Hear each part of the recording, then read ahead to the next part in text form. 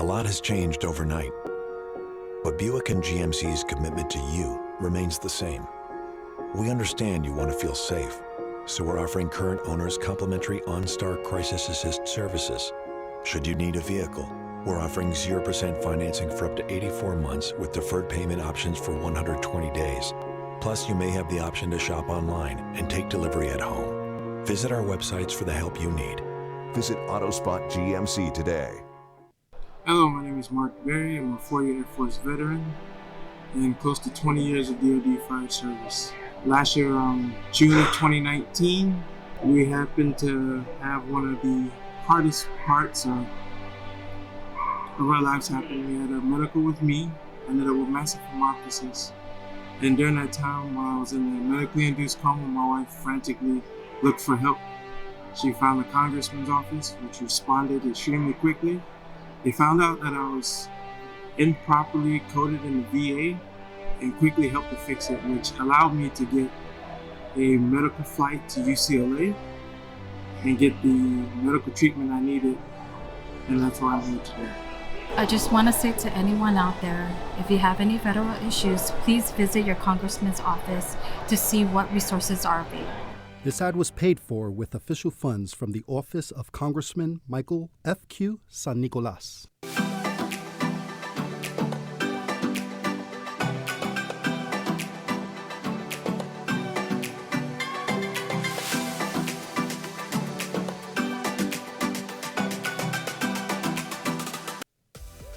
Funerals actually take a lot more planning than I expected. With us using island cuisine for the first time, of course we were iffy, but once they came and showed us their service, their food, we tasted their food and everything, we definitely use them again because their service and food is just awesome.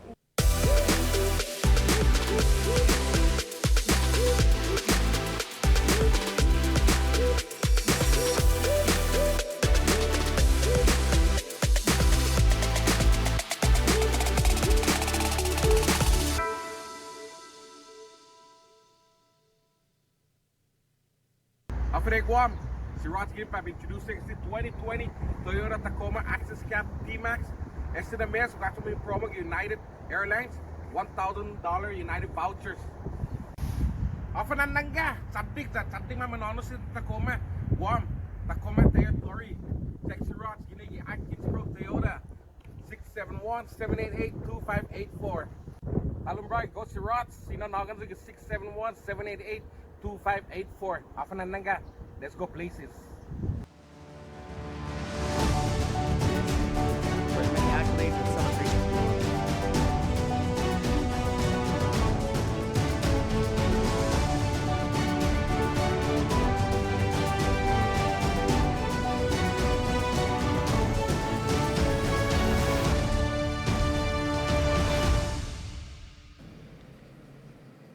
Buenas Micronesia, I'm Troy Torres. You are here live with me and Eric Rosario in studio here in Tumon, Guam. Johnny Rosario will be here soon. We are going to go straight to the GVB board meeting, which is being cast through GoToMeeting, and we thank the GVB for allowing us to be a part of this meeting. Go ahead and cast. If you guys are in agreement, unless you say nay or abstain, I'm going to take the votes as a yes. Is that okay? Yes. Okay. Okay. Okay, sounds good. So then, on the minutes of March 12, 2020, can I get a motion for approval? This is so or second. Val, were you able to pick up who did the motion and the second? That motion, Hoffman second. Second was by? Hoffman? Brad. Brad, I'm sorry. Okay. Okay, on the motion and the second, I'm sure you had a chance to review the minutes. Any discussion? Additions or deletions? Okay, if not, anyone abstain or anyone in the nay? The voice you're hearing is There Sunny being Ada. none, motion approved. Sunny Ada is the chairman of the GVB board. Next would be the chairman's report. And I pretty much drafted up a little report which I'll submit later, but it'll go half a day. First and most important, I hope all GVB directors, management, and employees are well and safe. I want to thank the many of you, and you know who you are, who have come together in various ways to continue the work of the Bureau over the last couple of months. There has been at times confusion, frustration, struggle, and fear, but here we are today attending our first online board meeting, continuing the work of the Bureau. The COVID-19 situation on Guam and in our core markets is still very fluid. And as much as I'd love to share a "we are open for business" announcement to our local industry and core markets, no such date can be declared as of today. We are up against an evolving crisis prompting executive orders, unprecedented market reactions, strain on the economy, and on our healthcare system, and so on. There are many groups and subgroups with many ideas of getting Guam back to work. This conference will now be recorded. And all these ideas will filter up to the governor and hurt economic and health advisors. And the Bureau must and will be ready to respond. For now, the Bureau's work continues in tightening and tweaking its budget to include seeking federal funds, information gathering and sharing locally and abroad, public safety, and in being organized and funded, ready to send the message to our members, welcome visitors back to our shores. I thank the governor and her office, our senators, mayors, and the various island leaders and departments for minding the health and well-being of our people and our visitors, including the sailors of the USS Theodore Roosevelt. I also wish to thank the Department of Homeland Security, the Guam Hotel and Restaurant Association, and the various chambers of commerce and volunteer groups. If you're just joining us, as we navigate through uncharted the waters. person you're hearing is Sunny And Addo, of the course, chairman of the much GVB Board of gratitude Directors. for those on the medical and safety front lines. He's many giving his jobs chairman's have been note. lost, many families are struggling, and businesses have had to wind down and even shut down. No one has been spared. Just yesterday we read Guam's bond rating may be downgraded due to the evaporation of tourism continuing. So I appeal to the Bureau to please cooperate and work with each other, continue to adjust and be innovative, and to work as a team because the people of Guam depend on this industry. We still have a long way to go. Be safe and continue to practice proper hygiene and social distancing. Thank you, and God bless you, and God bless our island. So that's my little briefing, or my little report. If there aren't any questions, I'll go ahead and move on with and hand it over to the President. Thank you, Mr. Chairman. Good afternoon. I hope that everyone is keeping well. The voice you're hearing now is Pilar Laguardia, the president of Guam Visitors Bureau. These are uncertain times, and I don't think any one of us in the community would disagree with the statement. Clearly, the way forward is still uncertain.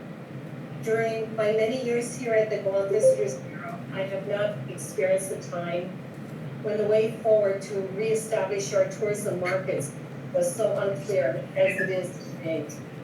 Even in the past, when we had typhoons, we can see the light at the end of the tunnel, and with some clarity as to when tourism might start returning. This is not the case today. Unlike typhoons we have experienced in the past, the good news is that once this crisis is over, our infrastructure will be in place. Our airport is still operable. Our hotels are operable. Our power and water will still be in place. Our roads are open, and our flora and fauna will not be destroyed. So in this regard, we have much to be thankful for.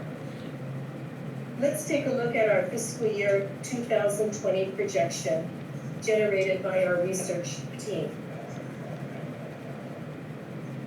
These numbers of visitor arrivals were derived from custom forms as of April 15th and are subject to change. Wow. This shows the adjusted number for COVID-19 for fiscal year 2020. The annual projection shows a decrease from 1,631,049 from fiscal year 19 to 903,156 in fiscal year 2020. This reflects a 44.6% decrease in visitor arrivals. And again, this number is fluid. On a brighter side, our hotels have some amount of long-term occupancy at the moment, which was derived from the military and federal personnel transferred to the hotels from the U.S. carrier Theodore Roosevelt and the announced federal program with personnel here on island. I believe we can count on some business to support the tourist attraction fund from the military and federal personnel hotel stays.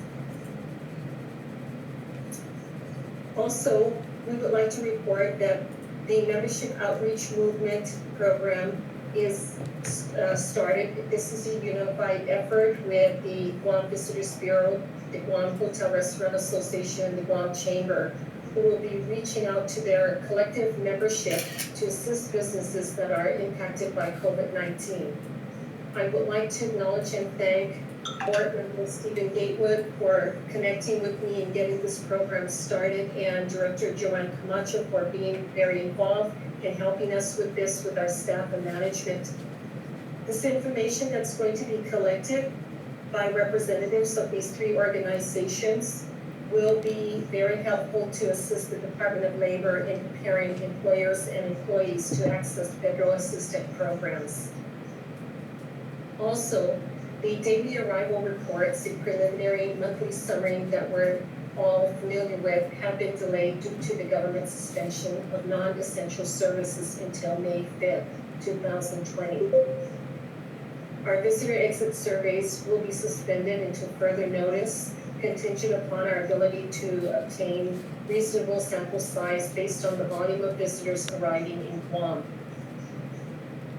Also, our economic impact reports, our tourism satellite account impact reports have been suspended due to budget limitations resulting from COVID-19 impacts to Guam's tourism industry. In support of Executive Order 2020-03, GDB management has implemented operational measures to mitigate the spreading of the infection among staff through work from home policies, procedures, and teleconferences. Also, in an effort to find federal funds to support GBB, have been engaging in discussions with FEMA, GIDA, and other agencies. Grant inquiry efforts are ongoing to secure funding to support GBB's projects through FEMA, and GBB has already submitted a request for public assistance. We've had ongoing communication with GIDA to explore federal opportunities with their guidance and discussions between our Director of Finance and myself. Under FEMA, we are in communication and looking forward to some support with our overall operational costs incurred during the coronavirus pandemic. What we were able to do on April 10th, we filed our FEMA application. Also, management and administrative staff attended a FEMA procurement training on April 11th. A FEMA briefing also took place on April 13th. And a follow-up email to FEMA for an exploratory call was sent out on April 15th, so we're just waiting to hear back from them. We also reached out through Josie's effort with GIDA, the Deputy Director Ricky Hernandez on April 8th to seek additional guidance on various grants. And Dr. Hernandez advises us that under the US EDA, we can seek funding opportunities for the Public Works and the Economic Adjustment Assistance Programs to receive support through their offices. EDA provides strategic investments on a competitive merit basis to support economic development, foster job creations, and attract private investment in economically distressed areas in the United States. Some other things that GBB staff and management has been doing is on the side of the crisis communication. Our communication team led by Josh and Nikisha have been quite busy as soon as the crisis began. With the support of our branding team, they have put together a number of different outreach efforts to keep our industry well informed. Every week, the team releases an industry update that provides insight to our key overseas markets as well as our latest local updates that are relevant to our industry stakeholders. There are further plans for a united outreach effort with GHRA, the Guam Chamber, and the Guam Department of Labor with GBB. This initiative is led by our research and marketing folks, and we will provide more update as this program progresses. And the team is working really hard in keeping up with all of the different changes, and we will be sharing more details and information on how we can get more data out to help the membership with our federal programs that are being announced. As practice in other disasters, our PIO, Josh, has been sharing the joint information releases to our members and industry, as well as GHRA members. And this is also updated on our corporate website repository. As individuals turn to social media, GBB has had ongoing digital and social media communication strategies, both locally and overseas. These initiatives are led by Jason Lin and our crisis communication team. In addition to this, we have continued to support our members through posts, reshared, and promotions. Some of the creative assets that were formulated was through GBB and GHRA's effort to put together a revised frequent asked questions sheet, which reflects the updates of the mandatory quarantine protocols. These communication tools were approved by the Joint Information Center and later translated into the different languages by our source markets and our marketing team. Since the quarantine has extended, GBB has received inquiries from prospective travelers on the policies and on the procedure. We have used the frequently asked questions and responses as our baseline to provide the necessary responses, as we have been also instructing our overseas offices and local industry partners to do the same. So we have the same messages going out. Also, GBB communication team sent out a joint communication letter that came from the Chamber, GHRA, and GBB to provide pertinent updates and to gather resources for funding and aid businesses that can take advantage of some of the federal programs. Also, our public information officer and our tourist industry relation officer have served the Joint Information Center and the Emergency Operations Center for the first 2 weeks of the coronavirus crisis. In recent weeks, they have been remotely working while staying accessible in connection to the respective government protocol functions. And I would like to really acknowledge both Josh and Nikisha for their outstanding and extensive work in this area on top of their normal duties here at GBB. They continue to work with GHRA and the Guam Airport Authority with this effort. GBB is also supporting community public safety efforts by continuing the Visitor Safety Officer Program in Tumon. Though reduced, the VSO has been actively patrolling Tumon parks, the beaches, the sidewalks to help enforce with the social distancing mandates and park closures. They are additionally working closely with the Guam Police Department to report any illegal or suspicious activities observed in the area. Our cultural and heritage team has been working with our cultural artists led by Joey Certeza to assist in making cloth masks that will be donated to frontline healthcare workers and stakeholders. The cloth is donated from GBB, and this is leftover fabric. If you're may be familiar with it from the Press Pack 2016 and some of our remaining fabric from our GDP old uniform. Lastly, Mr. Chairman, I would like to inform our board that all of our information that we have released through GVB as part of our crisis communication program and all of our industry updates have been posted on our website. And it is there that for people to reference and to access at any given time. This has information on our current status, the mandatory quarantine protocols, the links to key resources such as from Homeland Security and the Center for Disease Control and Prevention, and all of the executive orders, all of the industry updates, etc. We have also established a WhatsApp chat for our staff. We have had division head meetings with them. We've had endless conference calls to organize the work that we have been preparing for today's board meeting in relations to our vendors, and we have checked on our staff, and I'm very happy to say that currently, and we hope it stays that way, all our staff is doing well, and they have been working together through these challenging times.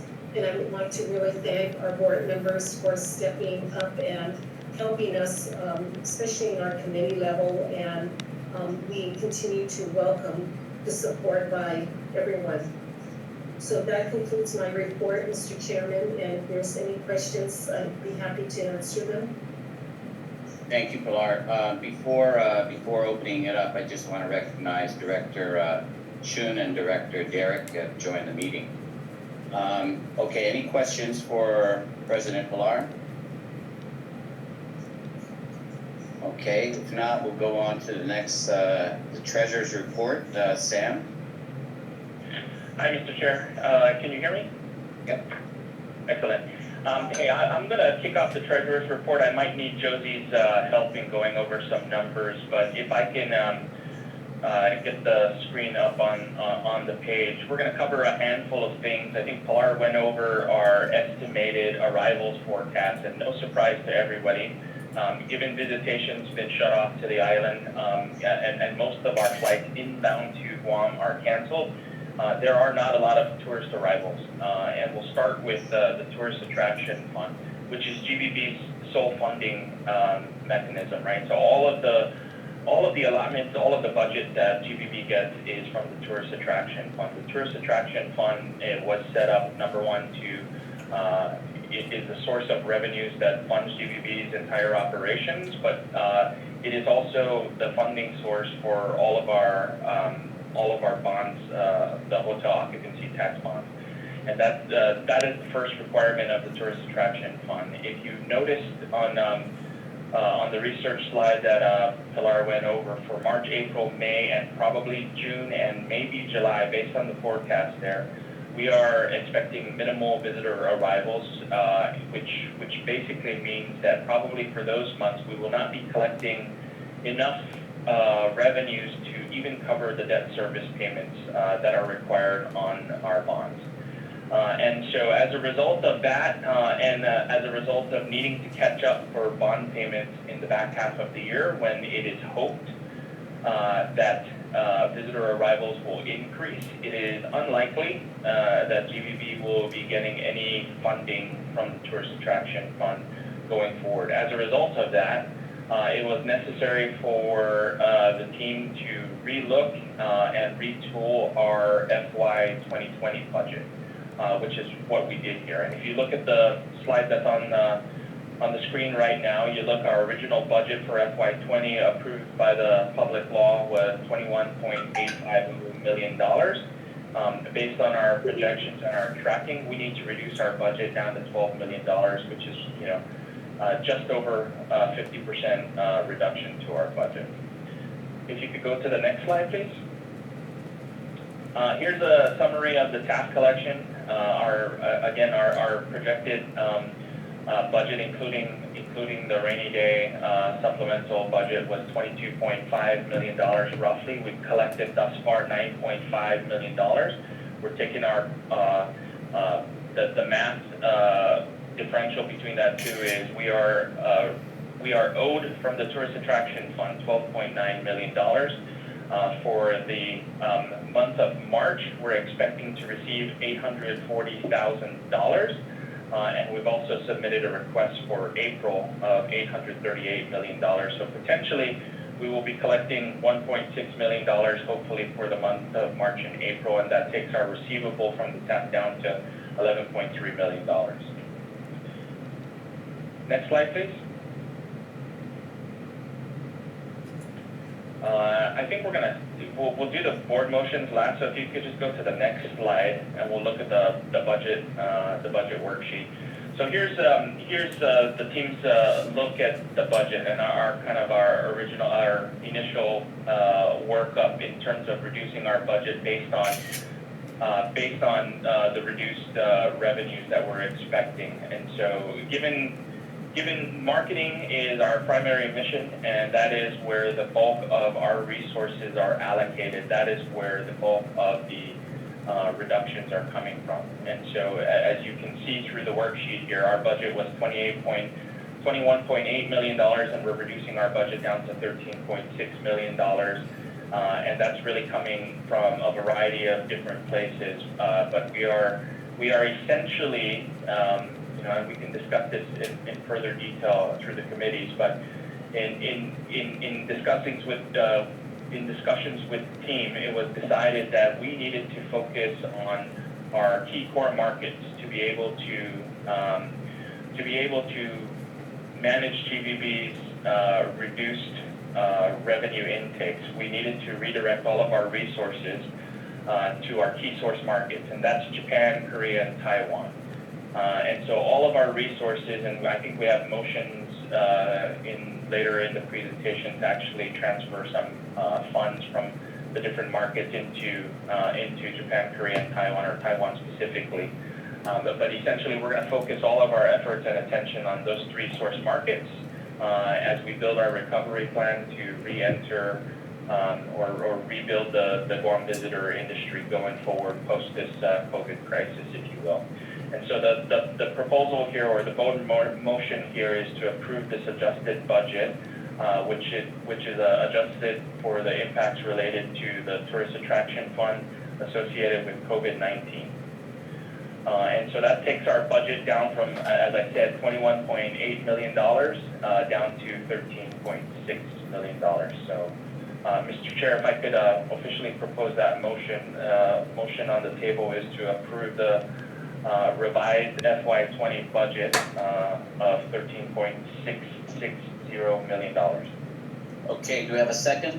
I second the motion. This is Stephen Gatewood. Thank you. Will questions? Okay, if none, unless there's a nay or a non-vote, I would recognize that. Otherwise, motion carries. Thank you, Sam. Next. Thank you. If I can move to the next slide. Mr. Chair, I wanted to go over our cash balances with everyone because the Visitors Bureau does have a lot of cash in the bank, but we have many projects. Hey, Nico, I totally lost the screen. I don't know if anybody else did. Also. Okay. Nothing on the screen.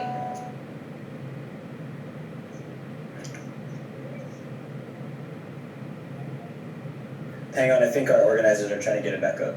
There you go. Okay. There we go. Hey, thank you very much. So, Mr. Chair and fellow board members, just to kind of go over what our cash situation is. As of right now, as of today, or as of April 5th, we have $15.2 million in the bank, of which there are significant portions of that cash balance that are restricted for a variety of reasons. We have $1.2 million that are attached to our rainy day fund, and we'll talk about a motion to appropriate those funds for a recovery plan later in the board discussion. There are public laws that restrict that's me cutting, right? various funding so that was really boring. I'm sorry that we went through that. I thought that they were going to present a plan about how they're going to reopen markets or whatever, but it just seems like, according to the Pilar Laguania, the president of GVB, her report, and Sunny Atta, the chairman of GVB, his report, they just don't know where they're going as of yet. All of their numbers are based on what they've got going so far with the military and the hotels, with certain assumptions through September, and based on those assumptions, they've cut their budget. It's the responsible thing to do, yada, yada, yada. And maybe they are going to present some plan later on, but I'm just not patient enough to wait for that, because that was a very boring meeting. I'm sorry if you wanted to wait for it. I'm sure some other media outlet is covering it. You're more than welcome to see it there. That's it. That was the GVB board meeting. We'll come back in just a little bit. Hold on, I think. Let me just double check the time of the session. There is a session that will be happening. The Guam legislature is going to go back into session at 3 p.m. to vote on the bills that they presented to the voting file. Among them are the bills for hazardous pay, the Bill 333, which is probably the most important one. That's the one placing timelines on the local payout of federal cash relief. There is one of the Dictator Acts, which made it into the voting file, which is the one they label as a curfew act, but it does way more than that. So that's Dictator Act Part 2. That's Bill 335 by Senator Amanda Shelton, who represents 1/3 of the Guam legislature. And I understand that there is a bipartisan movement to place at least one tax refund bill onto the agenda following the vote. We'll see how that goes. We encourage all of you to join us for that live stream. It'll be at 3 p.m. We'll probably go on at about 2:30 p.m. Because there's a lot of news prior to the session starting that we need to get out of the way. And until then, I'm Troy Torres, and that's Eric Rosario for Kandit News. We'll be back in about half an hour.